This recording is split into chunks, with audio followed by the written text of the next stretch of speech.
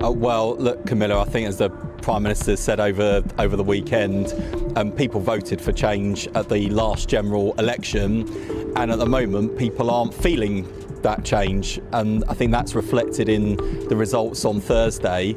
And you know, if I think about the NHS, for example, where we are making real progress, waiting lists have fallen 6 months in a row, the 2 million more appointments we promised in our first year, we actually delivered 7 months early, we're now standing at over 3 million.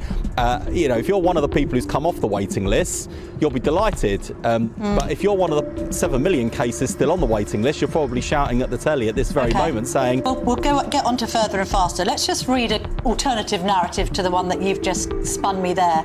People have had enough. Enough of low wages and sky-high bills. Enough of high streets being left to rot. Enough of crumbling infrastructure and public services that don't work.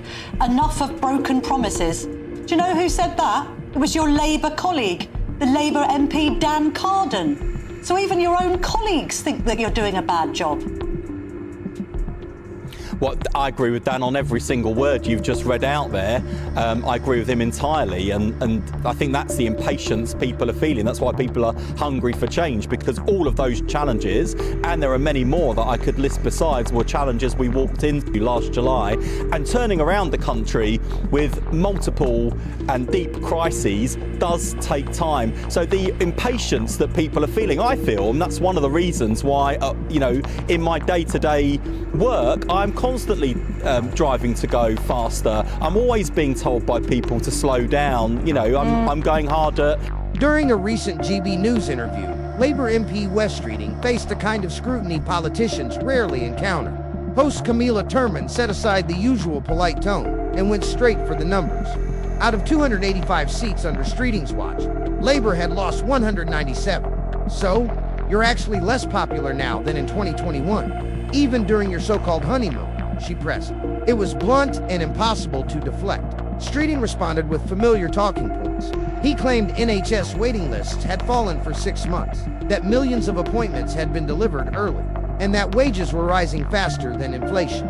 On paper, these sounded positive, but Camilla challenged the gap between statistics and reality. For the 7 million people still waiting for treatment, she argued, numbers meant little. She then turned to criticism from Labour's own ranks, quoting MP Dan Carden's warning about low wages, rising costs, and crumbling public services. Streeting admitted he agreed with much of it, an uncomfortable admission that underscored the party's internal tensions. When asked about cuts to the winter fuel allowance, Camilla was direct. Wasn't this just political backpedaling? She reminded him that many voters saw it as the final straw. Streeting's defense appeared hesitant and unconvincing. The toughest exchanges came over Lucy Powell's grooming remarks and the Northeast London NHS Trust's gender policies. Streeting faltered, at one point admitting he didn't understand why the NHS had issued a key statement, an unusually raw moment for a senior politician. What made this interview stand out was Camilla's persistence. She refused vague answers, cutting through spin with direct challenges. In doing so, she showed what political journalism could be. Not comfortable theater, but real accountability.